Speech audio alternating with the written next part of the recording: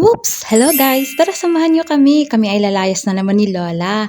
Hindi kami maglayas para magpasyal-pasyal. Pupunta kami dahil si Lola ay nagpa-appointment sa dental clinic. Kaya eto, nakasakay na kami sa train at saglit tayong kumuha ng video, of course, para may vlog-vlogan tayo, di ba?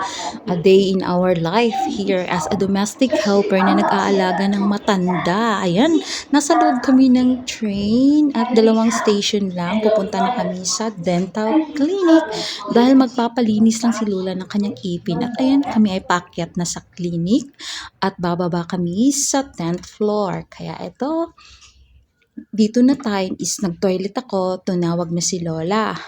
Yun, dali ko si Lola hinatid doon sa kanyang room.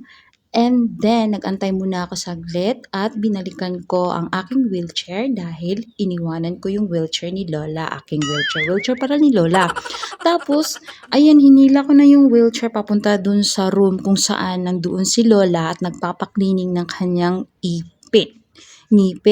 Nire-ready ko lang itong wheelchair para anytime na kapag matapos si Lola ay ipaupo ko kaagad si Lola sa kanyang wheelchair. Kaya eto, malapit na ako sa room na kung saan nandoon si Lola. At syempre, kailangan kong i-get ready at ipupwesto dito sa bandang gilid ng pintuan. Ayan o, nandyan sa loob ang aking amo. Kaya eto, hinahanda ko na yung wheelchair. Hinahanda ko yung uno niya, of course, yung seatbelt. Kailangan, naka-ready na. Tapos mamaya pag uupo si Lola is si seatbelt natin kagad. Tapos ilalak muna natin yung pang-lock ng wheel para pag upo ni Lola ay hindi kagad tatakbo yung wheelchair.